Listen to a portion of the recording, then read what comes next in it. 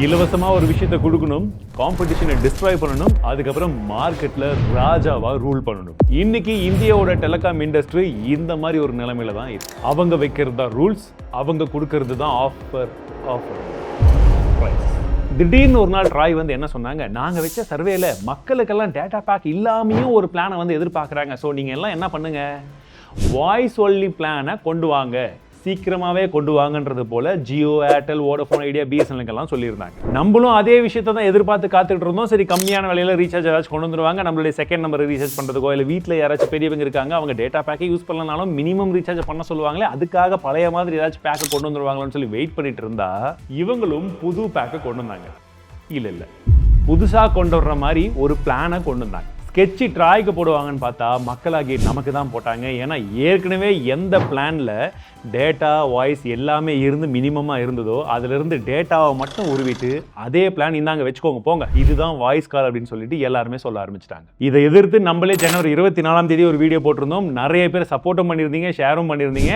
அதுக்கு அடுத்தபடியாக எதிர்ப்பெல்லாம் அதிகமாக வருதுன்றதை புரிஞ்சுக்கிட்டு என்ன பண்ணிட்டாங்க, அந்த பிளான் இது இல்லைப்பா அப்படின்னு சொல்லிட்டு பிளானை கொஞ்சமாக சேஞ்ச் பண்ணி கொடுக்க ஆரம்பிச்சிட்டாங்க. ஆனால் கம்பேர் பண்ணி பார்த்தீங்கன்னா ப்ரைஸிங் டிஃப்ரென்ஸ் அப்படின்றது பெருசாகவே இல்லை. ஸோ நம்ம போன வாட்டி எவ்வளோக்கு ரீசார்ஜ் பண்ணுவோமோ வித் டேட்டா பிளானோட அதே அளவுக்கு தான் இதுவுமே இருக்கும். ஸோ இங்கே மக்களுக்கு ஏதாச்சும் நல்லது நடந்திருக்கான்னு கேட்டிங்கன்னா கண்டிப்பாக கிடையாது. சரி, இவங்க பிளான் அதிகமாக வேறு கொடுத்துட்டாங்க, இப்போ டேட்டா வேறு இல்லையேன்னு சொல்லி எல்லாருமே வந்து திட்டிட்டு இருந்த சமயத்தில் திரும்பவும் வேறு வழி இல்லாமல் என்ன பண்ணிட்டாங்க, டேட்டா இருக்கிற மாதிரி ஒரு பிளான் இருக்குது, டேட்டா வேணான்னா இன்னொரு பிளான் இருக்குன்னு சொல்லி ரெண்டுத்துக்குமான மார்ஜினல் டிஃப்ரென்ஸ் 50 ரூபா 60 ரூபா இந்த மாதிரி டிஃப்ரென்ஸை வச்சு டேட்டா இல்லாமல் ஒரு பேக், 50 ரூபா 60 ரூபா எக்ஸ்ட்ரா போட்டிங்கன்னா டேட்டாவோட ஒரு பேக் அப்படின்னு சொல்லிட்டு ரெண்டு இதை கொண்டு வந்தாங்க. ரெண்டுமே நமக்கு யூஸ்ஃபுல்லாக இருக்கான்னு கேட்டிங்கன்னா கண்டிப்பாக கிடையாது. ஏன்னா இதை விட ஒரு பெரிய ஸ்கேம் இருக்குது. இந்த சைடில் இதை எல்லாத்தையுமே ப்ரைஸிங் மாத்திர அதே சமயத்தில் டப்புன்னு டேட்டா பேக்ஸுக்கு இவங்க இருக்கிற வேலிடிட்டி எல்லாத்தையுமே மாற்றிட்டாங்க. இதற்கு முன்னாடி பேஸ் பிளான் என்னவோ, நீங்கள் ஒரு வருஷம் பிளான் போட்டிருந்தீங்கன்னா ஒரு வருஷம், 84 நாள் வேலிடிட்டியோட பிளான் போட்டிருந்தீங்க 84 நாள் அப்படின்ற அந்த வேலிடிட்டிக்கும் சேர்த்து நீங்கள் ஒரே டைம் உங்களுக்கு என்ன டேட்டா வேணுமோ எமர்ஜென்சி டைமில் நீங்கள் அதை ஒன்று ரீசார்ஜ் பண்ணிடுவீங்க, அந்த டேட்டாவை வச்சு யூஸ் பண்ணலாம். ஆனால் இப்போது எல்லா டேட்டா பிளானுக்குமே வேலிடிட்டியை கொண்டு வந்துட்டாங்க. ஸோ நீங்கள் எந்த பிளானில் எத்தனை மாதம் வேலிடிட்டியோட உங்கள் பேஸ் பிளான் வேணால் வச்சுக்கோங்க. ஒவ்வொரு டேட்டா பேக்குக்குமே 1 நாள் 2 நாள் இல்லை மேக்ஸிமம் 7 நாள் அவ்வளோதான் வேலிடிட்டி. இல்லை அதிகப்படியாக நீங்கள் டேட்டா வேணும் அப்படின்னு சொல்லி யூஸ் பண்ணி பார்த்தீங்கன்னாலும் 30 நாள் தான் மேக்ஸிமம் வேலிடிட்டி. சரி, இது ஒரு நெட்வொர்க் மட்டும் தான் பண்ணுறாங்களான்னு பார்த்தீங்கன்னா அதான் கிடையாது. ஒரு நெட்வொர்க் பண்ண ஆரம்பிச்சா ஃபாலோட் பை எல்லாருமே அதையே பின்பற்ற ஆரம்பிச்சிட்டாங்க. இந்த 2025ஓட பிக்கெஸ்ட் ஸ்கேமே இதுதான்.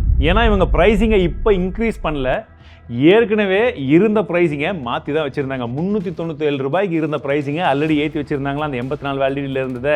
இப்போ அதையுமே தூக்கிட்டு வித் டேட்டா வித்தவுட் டேட்டா அப்படின்றதான் ட்ராய் சொல்கிறதுக்காக நாங்கள் பண்ணுறோன்ற மாதிரி ஒரு சில பூவெல்லாம் வந்து பண்ணி பூசு வேலைலாம் பண்ணி இந்த சில டேட்டாக்கும் வேலிடிட்டி கொண்டு வந்துட்டாங்க. ஸோ நீங்கள் எப்படி பார்த்தாலும் கையிலிருந்து நம்ம காசை போட்டுக்கிட்டே இருக்கணும். ரீசார்ஜ் பண்ணாலும் போடணும், டேட்டா வேணும்னாலும் போடணும், டேட்டா எக்ஸ்பைரி ஆனாலும் போடணும், உங்களுக்கு மினிமம் ரீசார்ஜ் பிளான் வேணும்னாலும் போடணும், இன்கமிங் கால் வேணும்னாலும் போடணும். இந்த மாதிரி எந்த பிளானாக இருந்தாலும் ரீசார்ஜ் பண்ணிக்கிட்டே இருக்கணும்.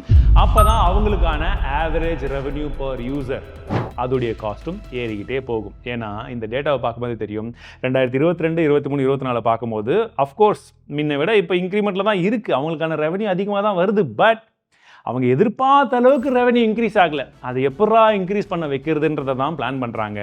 நம்மளை எல்லாமே டேட்டாவை அதிகமாக யூஸ் பண்ண வச்சு பழகிட்டாங்க. இப்போ டேட்டா வேணும்னு முடிவு பண்ணி யூஸ் பண்ணுறவங்க இன்னும் அதிகமாக ரீசார்ஜ் பண்ணுங்கள், வேணான்றவங்க மினிமம் ஆச்சு ரீசார்ஜ் பண்ணுங்கள். இதுதான் அவங்களுடைய பிளான். நீங்கள் எப்படி வேணாலும் கூப்பிடுங்க, ஆனால் கூப்பிடுங்க. இன்னைக்கு தேதி வரைக்கும் ப்ராப்பராக ஒரு மந்த்லி பிளான் போடுறதுக்கு 30 நாள் வேலிடிட்டியோட ஒரு பிளான் எந்த நெட்வொர்க்லையுமே வந்து கிடையாது. இதை பற்றியும் ட்ராய் இது வரைக்கும் கண்டுக்கல. எல்லாமே 28 நாட்கள் தான் மினிமம் வந்து வச்சிருக்காங்க. இப்போ எண்ட் ஆஃப் த டே நம்மளை பழைய பிளானே கொடுத்துருங்கப்பா, அதுவே பரவாயில்ல இருந்துச்சு நம்ம வாயாலே சொல்ல வைக்கிற மாதிரி தான் இவங்களுடைய ஆட்டங்களே வந்து போய்கிட்டு இருக்கு.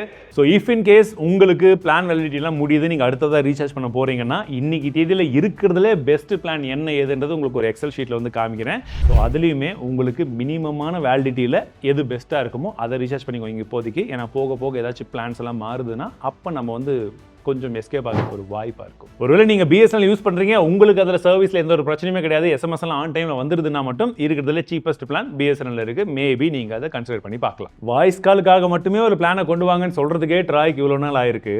இப்போ இந்த மாதிரி ஆட்டங்களெல்லாம் இவங்க ஆடிட்டு இருக்காங்களே ஜியோ ஏர்டெல் எல்லாமே, இதற்கு ஒரு முடிவு கட்டுறதுக்கு ட்ராய்க்கு எத்தனை நாள் தேவைப்படும்? ஏன்னா எல்லாருக்குமே டேட்டா தேவையான கிடையாது, எல்லாராலையும் அந்த அளவுக்கு அஃபோர்ட் பண்ண முடியுமா அதுவும் கிடையாது. ஏற்கனவே இருந்த காஸ்ட்டையுமே தூக்கி போய் வச்சுட்டாங்க. ஓரளவுக்காச்சும் கம்மி பண்ணி ஏதாச்சும் ஒரு ஆப்ஷன் வந்து கொடுத்துருக்கணும். இல்லை ஒரு குடும்பத்துக்குள்ள 4 பேர் இருக்காங்க, அந்த 4 பேருக்கும் சேர்த்து ஓரளவுக்கு இந்த வேல்யூவில் ரீசார்ஜ் இருந்தால் கூட அதில் யாராச்சும் ஒருத்தருக்கு நாங்கள் பெனிஃபிட் கொடுத்துருன்ற மாதிரி கொடுத்தா கூட பரவாயில்லையா இருக்கும் இல்லையா? ஆனால் அந்த மாதிரி பண்ணுவாங்கன்னு நினைக்கிறீங்க? தெரியல. ஏன்னா இதெல்லாம் பண்ணால் நமக்கு தான் லாபம், அவங்களுக்கு வருமா? வராது. ஸோ உங்கள் கருத்துக்கள் என்னன்றதை சொல்லுங்கள். ஸோ ஹோப்ஃபுல்லி ட்ராய் இதை பற்றி இல்லை, மக்கள் இதை பற்றி இன்னும் அதிகமாக பேச ஆரம்பிக்கலாம். அப்போ தான் அவங்களும் இதற்கான முடிவு என்ன ஏதுன்றதை கொஞ்சம் சீக்கிரமாக எடுக்க ஆரம்பிப்பாங்க. ஸோ அவங்க அதிகமாக சம்பாதிக்கிறத நம்மளால் தடுக்க முடியுமான்னு தெரியாது, அவங்களுடைய பிஸ்னஸ் அவங்க பார்க்குறாங்க. பட் நமக்கான சாதகமான விஷயங்களை ஏற்படுத்துறதுக்கு நம்ம தான் வாய்ஸ் அவுட் பண்ணணும். ஸோ முடிஞ்ச வரைக்கும் இதை பற்றி அதிகமாக பேசுவோம். வாழ்க தமிழ்.